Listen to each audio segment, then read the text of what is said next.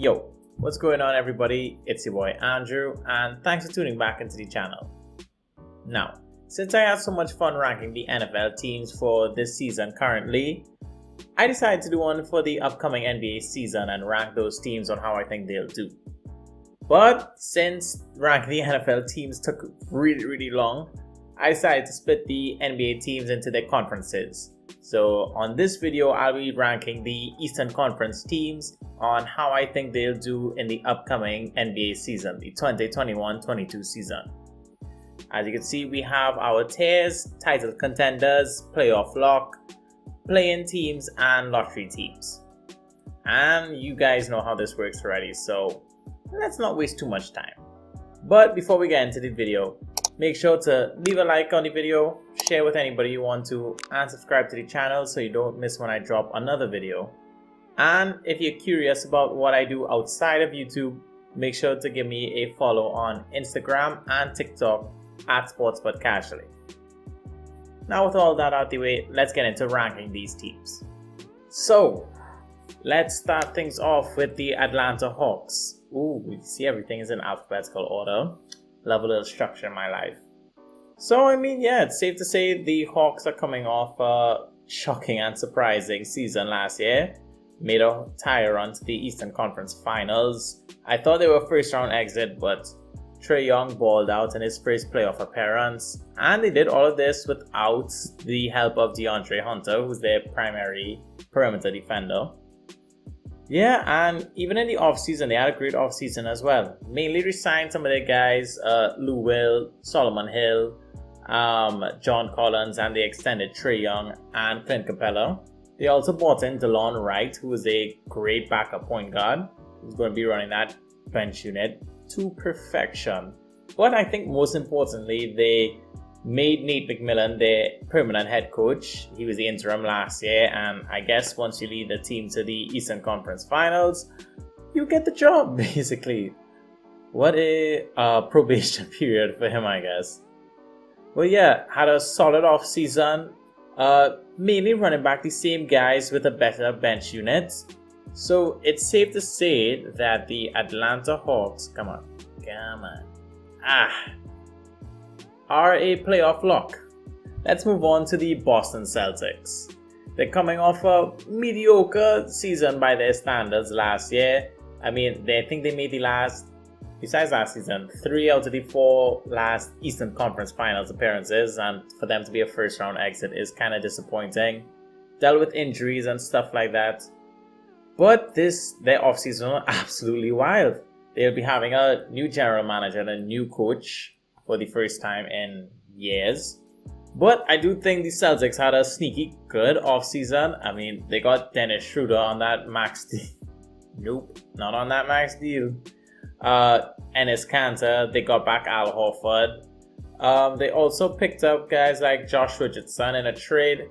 So 2 of those 4 guys really know the system well. They extended Marcus Smart and Time Lord. And in terms of their losses, okay, they lost Kemba, they lost Tristan Thompson, but other than that, Ogilvy was a rotation guy. They lost Carson Edwards. They didn't really lose too much. And Evan Fournier, you got for half the season last year. And as much as I don't like to admit it, but they're always very consistent when it comes to their performance. So, yeah, playoff lock for the Celtics. I may change my mind going down the list, but now for our third team, the Brooklyn Nets. Okay. Yep, easy title contender. Going back to last season when they made the James Harden trade, probably the consensus favorite to make it out the East. Injuries held them back. But going into this season, if they remain healthy, and especially after the offseason they had, probably the runaway favorites to make the finals and to win it. One of my biggest concerns with them last season was their depth, who was coming off their bench. But that's not the problem now. Look at the amount of players they have. So yeah, not only do they have a monster trio thrown at you, but they also go 15 men deep. So unless health comes into it and injuries comes up, this team looks unstoppable. Now let's move on to the Charlotte Hornets, who had a pretty decent offseason. I mean, you picked up Kelly Oubre Jr., you have Mason Plumlee, you extended Terry Rozier, by the way, scary Terry, love to see it. Have two good rookies in Kai Jones and James Bouknight that should help you immediately. And you extended their coach James Borrega. I want to say Borrega, I could be pronouncing that name incorrectly.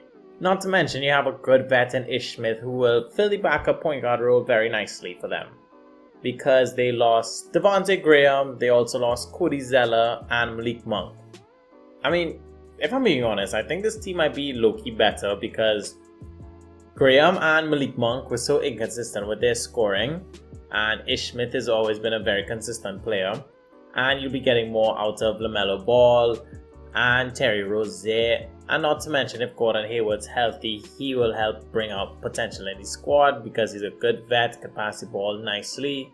But the only problem is the rest of the East got so good so quickly. I don't think they're like a lock to make the playoffs. I think they can make it, but if they're going to make it, it'll have to be in the play-in. I have the Hornets making the play-ins. Now let's move on to the Chicago Bulls, the team who I think had the craziest offseason hands down. I mean, bringing in Lonzo Ball, DeMar DeRozan, Alex Caruso, to pair with Zach LaVine and Vucevic. On paper, this team is probably top in the East, like top 10 in the East in terms of talent. But the fit, we'll have to wait and see how everything plays on the court. They also picked up good defenders in Derek Jones Jr. and Stanley Johnson because, defense would be a concern for this team. There's a lot of new players you're putting into this system. And technically, you could count Vucevic as a new player because he and LaVine didn't play much games together last season. But if I'm just going off talent alone, I know what my gut feeling is. I mean, when you look at all those great players on the same team, you have to kind of think that they are a playoff lock. Now let's move on to the Cavaliers. Didn't do much in the offseason. Traded for Ricky Rubio. Thought it was a good move. Drafted Mobley, resigned Allen. Lost Larry Nance Jr. But other than that, not enough talent on this team for me to say that I think they'll take a big jump. It could be proven wrong. I mean, they got off to a great start last season, but I don't know. It's the Cavs, and I feel safely betting that the Cavs would be a lottery team again. I don't think that it's out of the question that they could push for a play-in spot. But I don't know. I just don't see it I have to see how everything plays out on the court first. The Detroit Pistons coming in here with the number 1 overall pick, Cade Cunningham. This team could be pretty good. Very young team. I mean, I think it's a little too young. I think they're going to be a year or two away from seriously contending. Are they? Do I want to say they are? I think for now they're going to work things out of how it would work with Cade Cunningham as a man. You still have Saban Lee fighting for his spot. And since this team is so young, still think they're going to be a lottery team. No offense, Pistons fans. I love what y'all are doing with this rebuild, by the way. Moving on to the Indiana Pacers, another team that didn't do too much in the offseason. Who they got leaving? Doug McBuckets and Aaron Holiday leaving. They did resign Short King TJ McConnell. We love to see that. Just think, I know there's only so many times you could throw out the Turner Sabonis lineup and, pray that it takes a massive leap. I mean, they're decent together, but they will be much better if he tried to flip Turner for assets. A big Sabonis fan here would have wanted to see him traded. But, I mean, yeah, Brogdon, Sabonis, Short King, Turner. TJ Warren, the bubble god. He'll be coming back from injury. They will at least make the play-in. Now let's move on to the Miami Heat, aka the team that took my favorite player away from us. Never gonna forgive you. Nah, I'm joking. But yeah, okay. So you add Kyle Lowry and PJ Tucker. Really resign your free agents. Those two guys, veterans, championship pedigree, great defensive players. I like Kyle Lowry on this team because he takes the ball handling responsibilities away from Jimmy Butler. And I think that dynamic works more. Kyle is a great leader, so Jimmy Butler doesn't have to do everything by himself. I mean, he was stupidly locked in the playoffs last season and got swept and shot like -5% from the field. But, you know, I'm a Jimmy Butler fan, so I do think he's going to bounce back. I mean, also coming off the bench, you have Tyler Hero and Victor Oladipo most likely coming off the bench. Both both decent ball handlers, I should say. So your bench unit should not be complete disaster once you have both of them. And if Oladipo is healthy, by the way, which he never is anymore. But I mean, what? How am I going to say that a starting lineup of Lowry, Robinson, Butler, Tucker, and what's that guy's name? Adebayo is not a contending team? So, Miami Heat are my second title contenders. Okay, let's move on. Ooh, from one title contender to the next. I mean, how am I gonna not put last year's champs on the title contenders? Especially if they got especially if they got better. I mean, picking up Grayson Allen, you know, dickhead, but great shooter. Rodney Hood, you have who the 76ers let walk? George Hill, they just let him walk. I mean, he's a great backup point guard and he's already familiar with the Bucks system. You re-signed Portis, you know, people love that guy. And you re-signed Giannis's brother, Thanasis, yeah, to block one shot every 20 games and hype up the crowd. Love that. So yeah, team got a lot better. I mean, you do lose PJ Tucker, but since he was there for half the season, I do think that their additions make them even better than they were last season. So the East is stacked. Wow. So let's move on to the New York Knicks. Okay, so they made the playoffs last season, you know, love that for them. And I think they addressed their biggest weakness in the offseason. You pick up Kemba Walker and Evan Fournier, great three-point shooters who could play the pick and roll very well. Let's hope Kemba is healthy, by the way. So you addressed that, your major weakness. Your defense is still going to be very, very good. I mean, it's Coach Tibbs. He's going to run everybody into the ground and make sure they play defense until they die. Nah, sorry, that got dark unnecessarily. But, okay. You see, there I'm in a problem now. Because from the 7th seed down is playing spots, and then you have the lottery. And I have these 6 teams filled up here. What am I going to do? I'm going to move the Knicks to the playoff lock for now. I have to organize everything after. You know? Let's move on. The Orlando Magic. Okay, this is not going to take long. Yeah. In a full rebuild, getting some rookies. You know, they drafted Jalen Suggs and Franz Wagner. He's going to play with his brother Mo bitches. So, actually, here's a thought. I used to be high on Cole Anthony and then, you know, kind of wavered off. Who I think is going to break out for the Orlando Magic this season is RJ Hampton. You know, I think he passes decently. His shot selection is much better than Cole Anthony's. And he rebounds for a good rebounding guard. So I hope they give him a lot of playing time. But yeah, rebuilding. The Philadelphia 76ers, okay, we don't know what's going on with Ben Simmons, like, at all. Last we heard, he doesn't want to play a game with the 76ers, so I'm going to pretend that he will be traded. I don't know for what. I'm honestly kind of over the whole Ben Simmons debacle thing. So, it'll just be the Joel Embiid show. You know, you have Seth Curry, you re-signed Danny Green.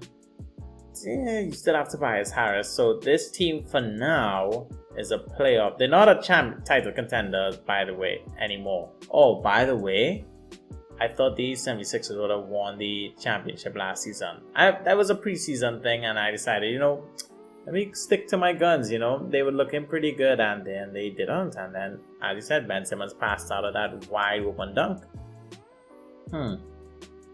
I don't know who they get back for Ben Simmons, so that's the thing. So there's still going to be a playoff lock. I'll organize everything after. Okay, my team, the Toronto Raptors. Well, with first year without Kyle Lowry is going to be a lot of adjusting to do. Scotty Barnes, I hope he has a great rookie season. And we do have the big three of Freddie, OG, and Pascal. But with how great the East looks this season, I do think we have a lot of adjusting to do. So I think we're a play-in team. And now on to my final team, the Washington Wizards.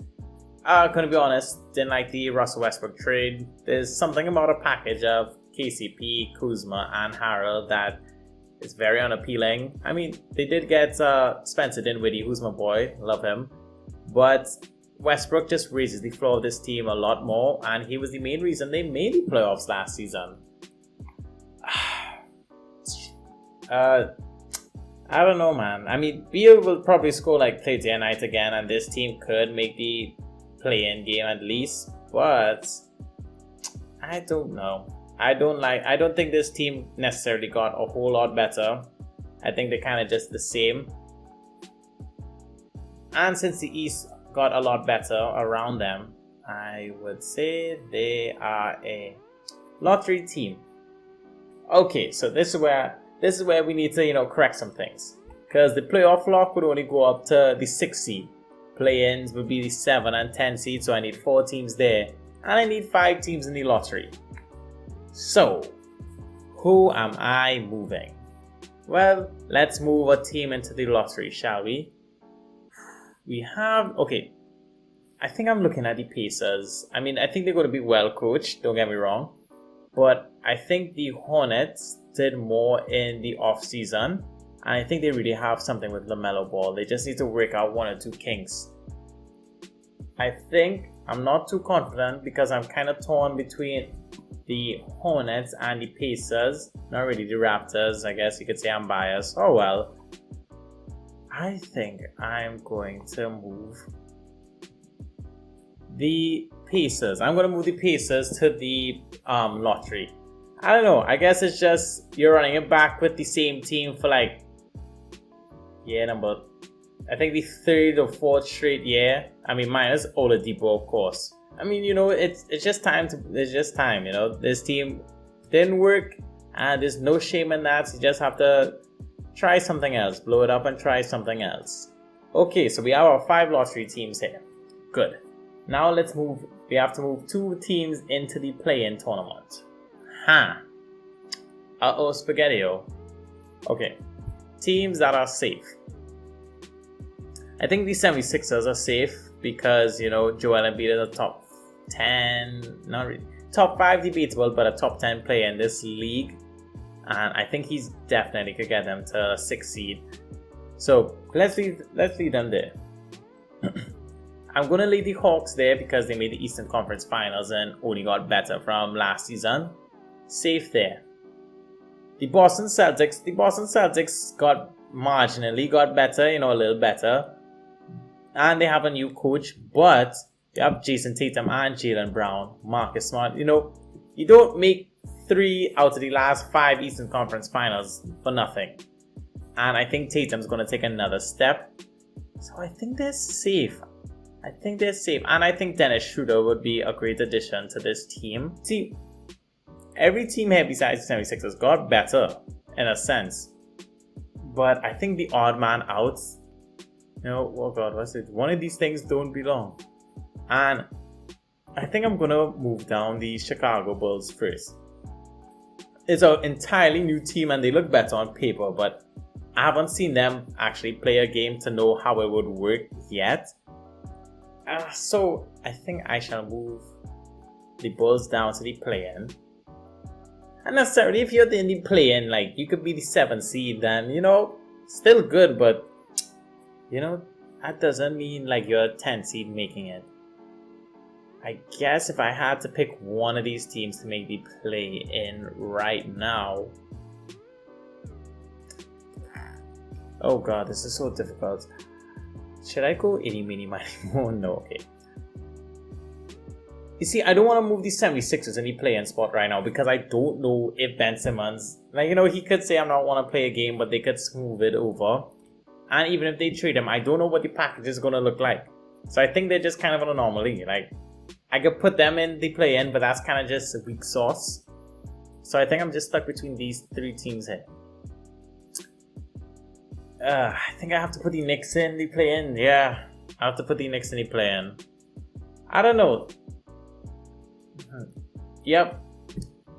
Okay. I shall be moving the New York Knicks to the play-in teams. Not because I think they got worse or anything. It's the East got a lot better. It's very top heavy, and they were the 4th seed last season. And they did add 2 good pick and roll players for their roster in the offseason. But I don't know. You just, first of all, top 3 teams, the East is top heavy. These 3 teams moving along. So now you know the Hawks that made the Eastern Conference Finals last season, who's basically running it back along with another bench unit. The Boston Celtics, who have made 3 of the last 5 Eastern Conference Finals appearances. Made the last 3 out of 5 Eastern Conference Finals. And the 76ers, who have a top 10 player on their team. You know, Julius Randle did have some scares in the playoffs, and this team was kind of exposed in the playoffs in terms of their lack of offense capability, and they rely on Derrick Rose too much. And this, we're also relying on Kemba to be healthy as well, which, you know, he doesn't seem he can be now. This is it. This is how I'm leaving it. You see all my tiers, you see the teams I have in them. Of course, you're not going to agree with every decision I made. I don't even think I agree with every decision I made, if I'm being totally honest. But this is how my brain is working as of right now. Let me know what you guys think. Let me know what you all disagree with, because there will be disagreements, but I am open to having a lovely conversation in the comments. And let me know who you think is going to make it out of the East this year. Guys, that's it for this video. Thanks for watching. Make sure to leave a like, share, and subscribe. And I shall see you for my Western Conference tier list video. Until then, guys, take care and be safe.